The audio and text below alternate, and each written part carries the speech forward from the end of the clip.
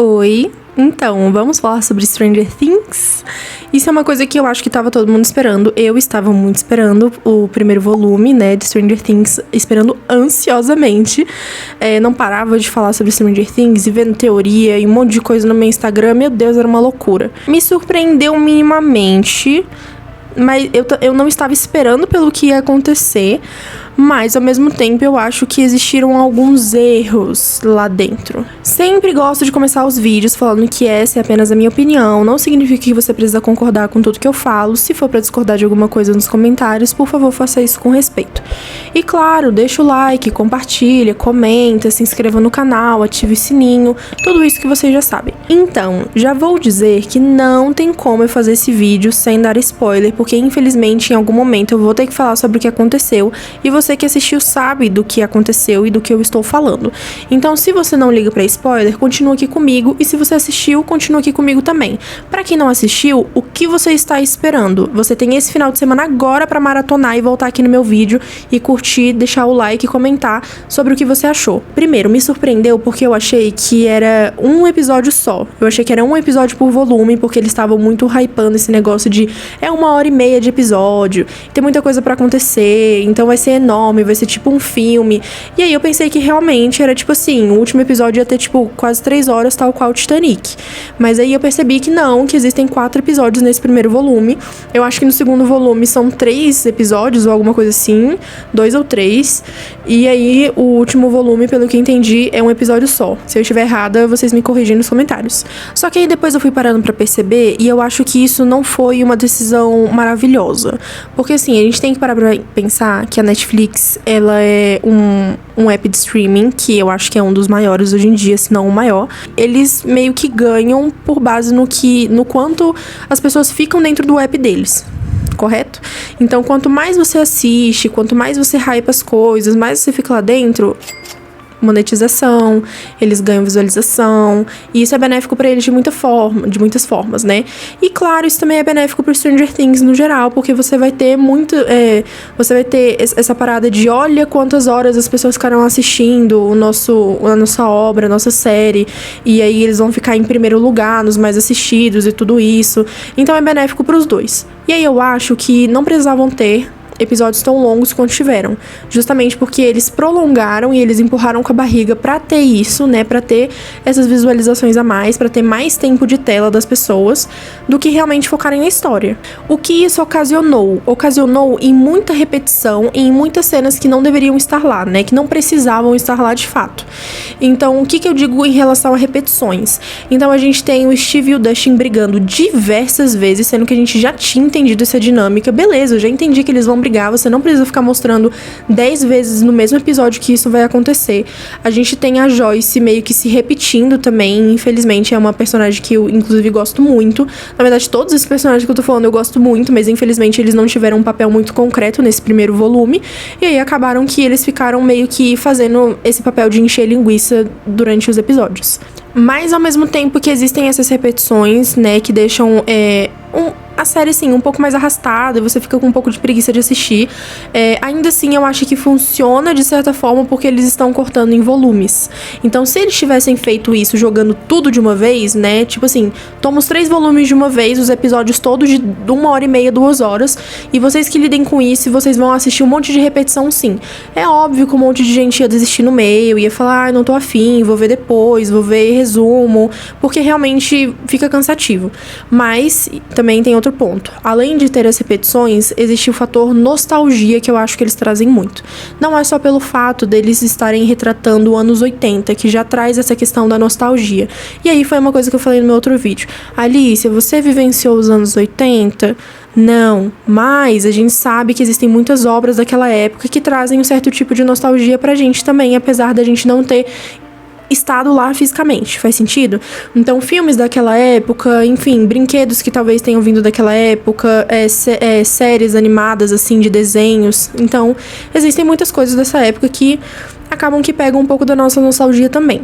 Mas eu acho que não é só pelo fato de ser dos anos 80. Eu acho que é porque eles trabalham essa questão da própria série, de trazer uma nostalgia das primeiras temporadas.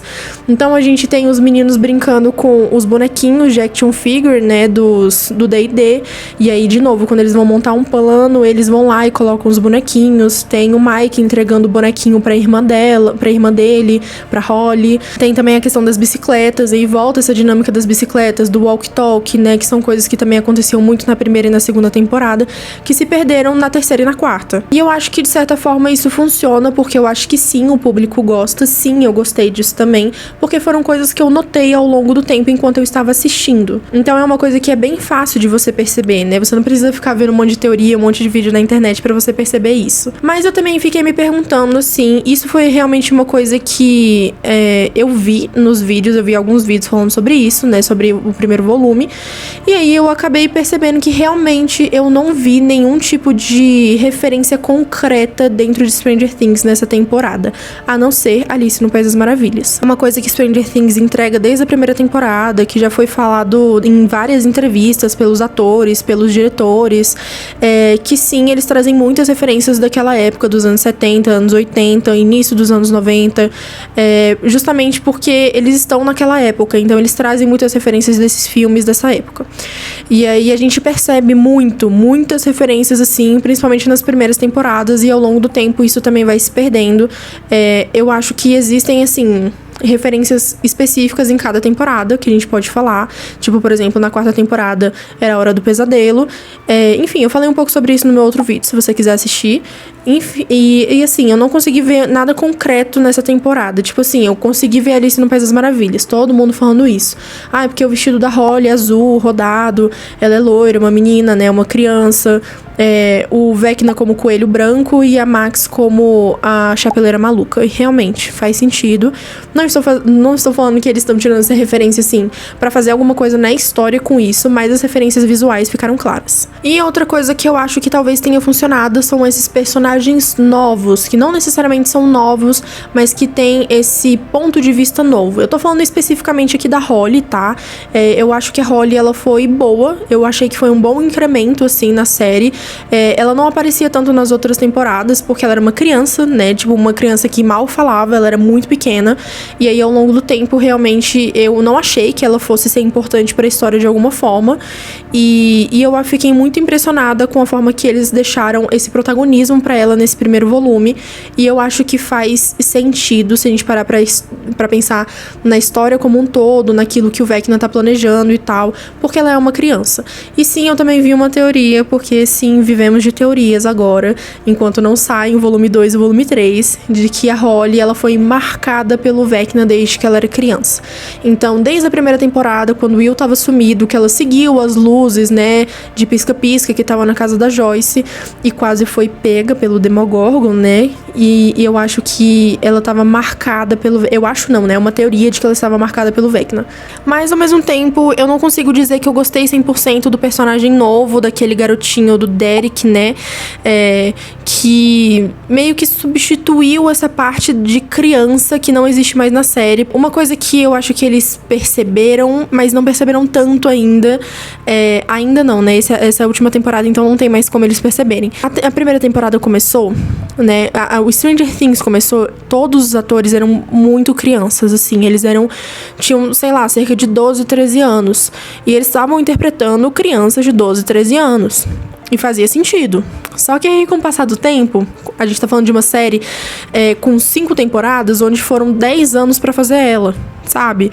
E aí os atores cresceram. E fica muito ridículo, me desculpa, mas é muito ridículo ver eles atuando adolescentes, sendo que eles não têm mais cara de adolescentes, eles não têm como fazer postura de adolescente, sabe? Umas coisas, tipo, andando meio encolhidos e falando algumas coisas, algumas besteiras, assim, sabe? Que não combina com eles. E eu acho que a série poderia ter evoluído isso, porque eles evoluíram isso na terceira temporada. Como eu falei no outro vídeo, na terceira temporada foi quando teve esse salto temporal, assim, que, tipo, eles cresceram muito, muito e não dava mais pra esconder. Então eles decidiram que eles não iam mais ser crianças, eles iam ser adolescentes. E por isso na terceira temporada eles colocam tanto desse negócio de relações, né? Relações amorosas, relações de amizade, intrigas, esse tipo de coisa. E eu acho que aqui na quinta temporada eles também já deveriam ter percebido isso e ter feito a mesma coisa. Então evolui mais uma etapa, sabe? Eles estão quase, tipo assim, saindo da adolescência já, ou alguma coisa assim.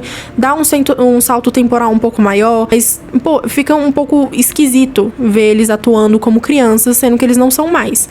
E eu acho que isso me incomodou na hora de ver o Derek e as outras crianças meio que tomando o lugar deles, porque eles servem como tipo de substitutos, na minha visão. Então a gente não tem mais as crianças necessariamente, né, por parte do elenco principal. A gente vai colocar outras crianças pra substituir esse buraco que ficou das crianças do passado. E assim, apesar de eu achar engraçadinho, né, essa parte das crianças, né, do senhor fulano e deles, enfim, se atrapalhando todos no banheiro, é engraçado, é engraçado. Poderia ser uma cena mais cortada? Poderia. Poderia não ter tudo isso, né, mas enfim, eu entendi e eu acho que... Assim, se você tiver com paciência, se você tiver com tempo, você assiste tranquilamente. Mas eu acho que, por exemplo, se for pra rever a série, vai ser como se fosse a cena da 11 com a 08, que todo mundo vai querer pular. E falando na 11, eu também gostaria de citar que ela tá muito de escanteio, muito mesmo, assim, tá muito afastada. Eu acho que desde muito tempo ela tá muito afastada, porque... Cara, eu não acho que ela seja tudo isso, sabe? Não é nem falando necessariamente da atriz, porque eu falei no outro vídeo que eu postei que eu não sou a maior fã da Millie Bobby Brown, da atuação dela especificamente, mas, enfim, eu acho que a personagem também não é cativante mais, entendeu? Na primeira temporada era muito interessante, porque ela tinha poderes e era uma coisa completamente que não era natural e que, enfim, não havia outras pessoas assim, a gente ficava muito interessado, tinha a questão da dimensão que tinha a ver com ela, enfim, era muita coisa, então a gente estava muito interessado nela. A partir da segunda temporada, onde chegou a Max, sinceramente, a Max é muito, muito mais interessante que a 11, ela bate a 11, tipo assim, muito facilmente. E eu não falo nem só pela atuação, igual eu falei, né? Porque eu gosto da atuação da Sadie Sink, que é a atriz que faz a Max. Quando as duas estão em cena juntas, eu acho que a 11 se apaga completamente. E esse que é o problema, entendeu? Porque era pra ela ser a protagonista da série. E aqui no volume 1, apesar dela ser tratada como a pessoa que vai matar o Vecna, que vai fazer tudo isso acontecer, ela tá treinando e tá se preparando. Isso é outra coisa que eu acho muito chato dessa questão da repetição, porque já apareceu na segunda temporada ela treinando os poderes, eu não quero ver ela treinando os poderes de novo, eu caguei pra isso, mas enfim, ela que é tratada como a heroína, né, que vai salvar tudo que vai acontecer, enfim, tudo vai acontecer em volta dela, e no final ela não tá fazendo nada, nesse primeiro volume ela não faz nada, ela faz a preparação e ela fica brigando com o Hopper o tempo inteiro nessa batalha de pai e filha. Então me irrita muito, porque a série tenta fazer a gente falar, tipo, nossa, o Hopper e a 11 estão brigando muito, talvez o Hopper vai de vala, e aí a gente fica nisso. Só que aí eu entro em outro ponto que eu também não gosto nessa série, que eu já falei no outro vídeo que eu fiz também. Essa série não mata personagens, principalmente personagens principais. Então a gente tem que se preocupar sempre com os figurantes, ou com os personagens secundários. Fora isso, tá tudo tranquilo. Eu chutei nesse primeiro vídeo que eu fiz que o Steve ia morrer, provavelmente, né, porque ele era um engraçadinho que todo mundo gosta, e que provavelmente ele ia salvar o Dustin, que tava brigado com ele. Eu também chutei que o Hopper não ia morrer, porque os caras reviveram ele quando ele já devia estar morto, então agora ele precisa ficar vivo. E a 11 provavelmente ia morrer, porque, enfim, ela meio que ia ser a heroína da cidade e todo mundo ia reconhecer ela por conta disso. Mas eu vi numa entrevista, assim, que, na verdade, não foi numa entrevista oficial, então eu não sei se vale também como oficial, mas eu ouvi, tipo, de algum lugar falando que os irmãos Duffer já tinham falado que não iam massacrar os personagens, sabe? Que não iam matar metade deles, igual tava todo mundo imaginando. Isso me faz ficar muito frustrada, porque aí, voltando pra questão do Hopper, a gente tem essa questão de pai e filha, onde parece que ele tá se suicidando. O tempo inteiro parece que ele vai se suicidar. Isso, inclusive, aparece, né? Ele com um monte de bomba no peito, assim, pronto pra se matar caso precisasse. E, cara, eu acho que é uma coisa tão chata, sabe? De uma relação tão chata, que você fica tipo, no final ele vai chamar ela de filha, ela vai chamar ele de pai, e aí um dos dois vai morrer. Só que eu tô cansada, porque eles ficam dando essa tensão, tipo, vai ser agora, e vai ser agora, e vai ser agora. E você sabe que não vai ser porque é o volume 1. Então, muito provavelmente nada vai acontecer desse tipo. Fora que essa questão das mortes no geral. Cara, você não matou nenhum personagem do elenco principal a série inteira, e nem na 5ª temporada, que é a última, você vai matar. Tipo assim, eles não têm coragem de matar o elenco. E eu fico com tanto ódio disso, porque pra mim a Max tinha que estar morta. O Hopper já tinha que ter morrido lá na 3ª temporada. Eu fiquei com muito ódio quando eu assisti essa 5ª temporada, e eu percebi que o pai da Nancy e do Mike está vivo. Tipo assim, ele tomou uma porrada do Demogorgon que era pra ter arrancado a cabeça dele, mas ele tá vivo. Porra, se nem esse personagem, que é o mais inútil que eu já vi em toda a minha vida, em todas as séries que eu já assisti, eu acho que ele é o cara mais inútil que eu já vi, não morreu, imagina os personagens do elenco principal, então. Porque aí eu já perdi todas as esperanças. Então foda-se também, o Steve fica vivo e dane-se. Se quiser matar o Hopper, mata também, não ligo. Sabe, eu perco muitas esperanças em relação a isso, e isso me deixa muito chateada, porque eu acho que daria um impacto muito maior pra série. Outra coisa que eu também vi que me deixou muito chateada, eu acho que me deixou com muita raiva, na verdade, foi os irmãos Duffer falando que a peça de teatro do Stranger Things é canônica. O que isso significa? Que ela faz parte da história original, né? Tipo, você precisa ver a peça ou entender sobre ela pra entender o que se passa na história original. E aí eu fico com muita raiva, sabe por quê? Porque eu não tô em Nova York pra assistir essa peça. Ou seja, você tinha que pelo menos gravar essa peça, dublar ela ou colocar uma legenda pra que as outras pessoas também vejam. Olha só que coisa. Porque eu não entendo nada dessa peça.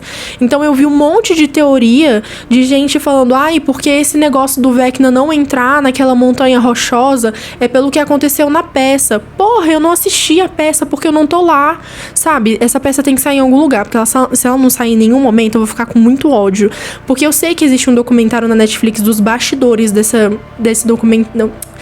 peça, mas não é o suficiente. Eu preciso entender a história. Enfim, eu entendo que a minha raiva ela é genuína, assim, né, que eu acho que eu compartilho dessa raiva junto com outras pessoas também, mas eu também entendo do porquê que eles fizeram isso, né?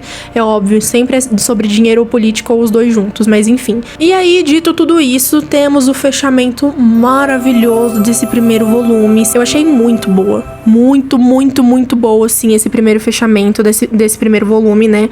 Eu acho que eles enrolaram tanto, assim, que eu até perdoo eles por esse fechamento, sabe? E eu acho que era uma coisa que não era tão previsível quanto as pessoas estão falando, porque tem muitas pessoas falando, porque era muito óbvio. Não é óbvio, você só quer ser o espertinho que sabe de tudo. Porque aí também a gente tem essa questão de que volto a reclamar da peça, porque também essa parte da gente entender por que o Will tem poderes, a gente também tem essa explicação na peça que eu não vi. Enfim, eu acho que faz sentido de certa forma, né? Assim, eu acho que é legal, porque a 11 já tava meio de escanteio, eu acho que eles perceberam que ninguém liga mais pra 11, e aí eu acho que depois de muito sofrimento do Will em todas as temporadas, ele finalmente teve o seu renascimento. Nossa, meu Deus, alguma coisa de boa vai acontecer com ele. Tipo, não necessariamente é bom, porque a gente também tem várias teorias de que se é uma mente colmeia, se ele morrer, o Vecna também morre e vice-versa. Então, talvez a gente tenha uma morte confirmada. Apesar de eu achar que por eles não matarem ninguém, provavelmente eles vão achar algum jeito de desfazer essa mágica aí, entendeu? E eu também esqueci de falar, mas eu gostei muito dessa aproximação que o Will teve com a Robin. Eu lembrei do nome dela, que eu não tava lembrando do nome dela no outro vídeo. Não só por esse fator de trocar um pouco das dinâmicas que já existem, né, dos personagens com outros personagens. É importante pra construção do personagem Will, pra gente entender como ele chega até os seus poderes. Ele não se aceitava, ele não se conhecia, ele não olhava pra dentro de si, ele não fazia questão de ver isso, ele se afastava dos sentimentos dele, das coisas que ele pensava, e eu acho que era isso que bloqueava os poderes dele durante todo esse tempo. E aí eu acho que quando ele percebeu isso, né, a gente tem aquela filmagem das crianças, que seria ele e o Mike quando eram crianças, e é de se emocionar, de verdade, assim, eu achei uma cena muito muito legal, que vem de repente, assim, as lembranças da cabeça dele, a gente entende que é uma lembrança e fica muito claro, é muito bem construído. Enfim, eu gostei bastante dessa cena. Eu acho mais legal porque eles introduzem essa questão dos LGBTQIA+, de uma forma tão, sabe, suave, de uma forma tão natural, que não é forçado, sabe, para as pessoas falarem que realmente é um mimimi. Não dá abertura para isso. Eu acho que é só o início. Sim, a gente ainda tem bastante tempo até o terceiro volume, até o fechamento de tudo. Vou ficar muito tempo sem saber dessa porra dessa peça, então eu não vou entender tudo de primeira, vou ter que ficar vendo um monte de teoria na internet, mas enfim, de primeiro momento, talvez a gente não entenda tudo o que tá acontecendo, então sim, eu tô criticando aqui apenas o primeiro volume daquilo que eu vi apenas no primeiro volume. Então é claro que muitas das coisas que acontecem no primeiro volume podem fazer sentido no segundo e no terceiro, mas eu tô criticando aqui apenas o que eu vi, o que a gente tem no momento. E eu acho que isso vem muito daquilo que as pessoas estão falando, assim, eles não sabem o que fazer com Dustin, ou então essa relação do triângulo amoroso da Nancy com o Jonathan e o Steve de novo, que já era pra ter acabado, essas coisas, sabe, que são repetições que eu tinha falado, que ficam alguns personagens meio soltos ali, sem saber o que fazer, como o Lucas. A Erika também não foi tão preciosa assim quanto eu imaginava que ela seria, apesar dela ter ela ter uma boa cena. Inclusive eu esqueci de falar, mas eu também percebi várias vezes, eu acho que umas 2, 3 vezes, que durante a série eles falaram sobre o buraco de minhoca, né, sobre viagem no tempo, na verdade. Tem alguma coisa a ver com buraco de minhoca? Me diz que sim, porque eu tô ficando maluca. Ou seja, pode ser que tenha alguma coisa a ver com isso, porque eu percebi isso, então tem que ser, sabe? Tipo assim, eu tô tentando perceber sinais em qualquer coisa que eu vejo dessa série, porque pra mim qualquer coisa pode dar uma resposta do futuro. Inclusive pra mim também essa questão da Max, né, que eu acho que tem a ver com essa questão da viagem no tempo, enfim. Eu não entendi muito ainda o que tá acontecendo. Eu acho que a gente vai ter uma resposta concreta e melhor nos próximos volumes. E eu acho que é principalmente ela, assim, que a gente não tem uma resposta concreta do que pode acontecer, do que tá acontecendo. E não tem nem o que falar sobre isso, porque pra mim ela tinha que estar morta, eu já falei isso. Então, já que ela não tá, fez um bom papel com a Holly. E é isso. Essas foram as minhas opiniões em relação ao primeiro volume de Stranger Things. Gostaria de ouvir de vocês também o que vocês acham. Gostaria de ouvir também teorias, se vocês tivessem. Adoro ver teorias na internet, principalmente sobre Stranger Things. E principalmente me falem o que eu deixei passar. Se eu deixei de falar alguma coisa negativa, alguma coisa positiva, que vocês queriam que tivesse nesse vídeo.